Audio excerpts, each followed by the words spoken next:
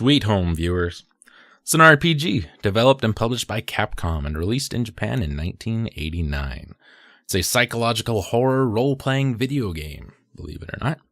Sweet Home was developed and published by Capcom in Japan only. The game is based on the Japanese horror film of the same name, and the game itself was actually supervised by the film's director, Kiyoshi Kurosawa, and is a forerunner of Capcom's Resident Evil games. Some perceived it as the original game in the survival horror genre.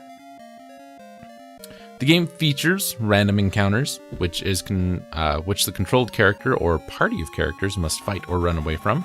If a character dies in battle, he or she cannot be revived throughout the course of the game.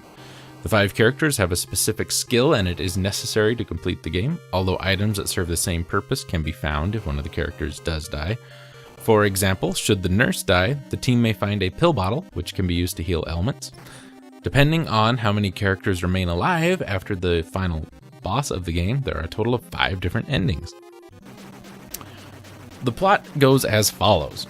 30 years prior to the story, the famous artist, Ichiro Mamiya, I'm horrible with names, hid several precious frescoes in his huge mansion before he mysteriously disappeared. In the present day, a team of 5 treasure seekers seek to recover the paintings from the abandoned, dilapidated mansion. Upon entering, they are trapped inside by the ghost of an unknown woman who threatens to kill all trespassers. The team decides to split up, go Scooby-Doo logic, and find a way out, but the mansion is both in danger of collapsing and is occupied by countless monsters. Now, I'm not going to give you any more of the plot because there would be spoilers in that. So, we're just gonna skip it right along and kind of pick up the rest of this. In 2010, UGO included Sweet Home on its list of 11 best survival horror games.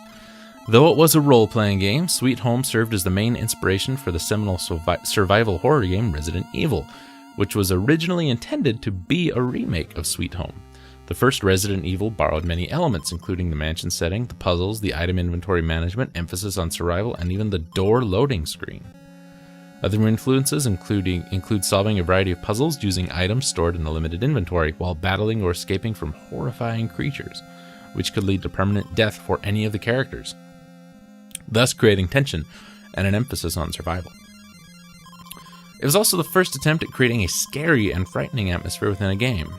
Through its gruesome story, ambient and tense orchestration, gory presentation, and creepy cutscenes, the game's creators attempted at creating a scary and frightening storyline within a video game, mainly told through diary entries left behind 50 years before the events of the game. Resident Evil also borrowed various other elements from the game, including the use of scattered notes as storytelling mechanics, multiple endings depending on how many characters survive, backtracking to previous locations in order to solve puzzles later on, the use of safe rooms to store items when a player's inventory is full, the use of death animations, dual character paths, limited item management, individual character items such as a lockpick or lighter, stories told through diary entries and frescoes, emphasis on atmosphere, brutal, horrific imagery. The later prevented its release in the Western world, though its influence would be felt through Resident Evil. This game is very, very highly received and very, very highly rated. It's been requested that I Let's Play it a couple of times, and I've never really got the whole why this game is as well liked as it is. It's, pretty groundbreaking for its time, but comparing it to other games of this era, the 1989 era, there's really not much special about it that sets it apart from the other games other than being a survival horror game, which I've never been a huge fan of those. But plays pretty good, the music's great. What it does really well. If you've never played it, play it. I'll probably Let's Play it one of these days.